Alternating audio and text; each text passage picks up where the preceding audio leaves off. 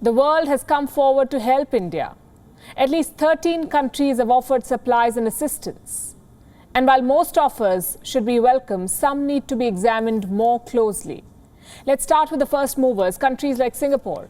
They saw India in crisis and enabled the transfer of much-needed oxygen supplies, no strings attached. Last week, 4 cryogenic oxygen tanks were airlifted from Singapore. A plane of the Indian Air Force was sent to fetch the supplies. More medical supplies are expected in the coming days, like oxygen concentrators and ventilator machines. Then we have Saudi Arabia. It sent across a shipment of 4 cryogenic tanks with 80 metric tons of liquid oxygen, and this transfer happened in cooperation with 2 private companies. Meanwhile, many other countries have stepped up to help. Reports say medical support from France, the UAE, Denmark and Israel has begun flowing in. Today, the Indian Air Force airlifted 7 empty oxygen cylinders from the UAE. Well-known buildings in Dubai, like the Burj Khalifa, lit up in the colors of the Indian flag yesterday with the message, "Stay strong, India." The United Kingdom is sending a major shipment, including 600 pieces of medical equipment like ventilators and oxygen concentrators. The first batch is expected to arrive on Tuesday.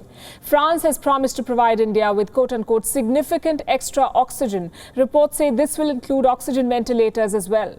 Assistance is also expected from the European Union, from Japan, Russia, Australia and Canada too.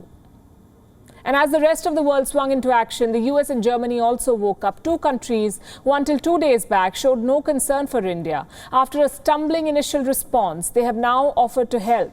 The United States faced a strong backlash for blocking vaccine raw materials to India.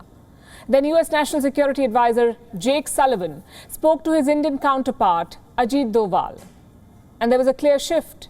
This is what America's statement said after the conversation. Just as India sent assistance to the US as our hospitals were strained early in the pandemic, the US is determined to help India in its time of need. Clearly, the Biden administration was red-faced after its initial response. So on Sunday, all key members of the US administration, from President Joe Biden to Vice President Kamala Harris to US Secretary of Defense Lloyd Austin, and even the American Surgeon General, posted messages of support. In Europe, Chancellor Angela Merkel made a shift too. This is German Chancellor Angela Merkel. On Friday, we told you how she'd issued a warning to India. She wanted Europe to rethink medical supplies from India if India fails to export due to its own rising caseload. But on Sunday, Merkel expressed solidarity with India. She promised a mission of support. German Foreign Minister Heiko Maas said that Germany is racing to get oxygen and medical supplies to India. Angela Merkel announced that we will urgently work on an assistance mission. The German government is now urgently evaluating what kind of assistance can be provided, such as oxygen, equipment, ventilators, medicine. Da kommen in Frage Sauerstoffanlagen, Beatmungsgeräte, Medikamente. So despite the initial speed bumps, India's partners are now offering help. And this is also the result of the goodwill that India developed during the pandemic. In the initial days, India sent medicines to more than 100 countries.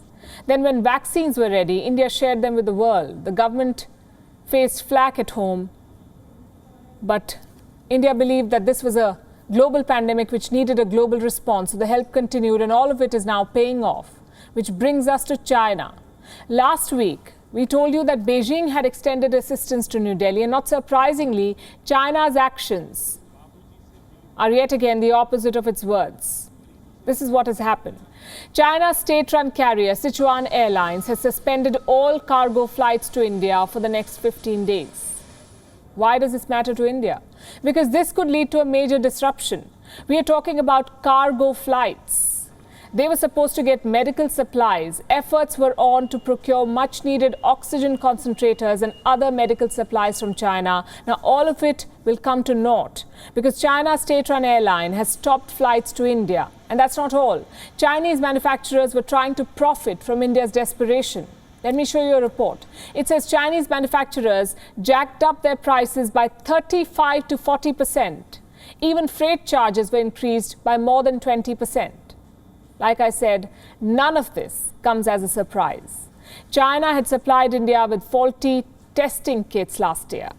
This year, it is trying to profit from India's crisis and blocking supplies while promising help.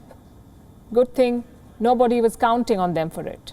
WION is now available in your country. Download the app now and get all the news on the move.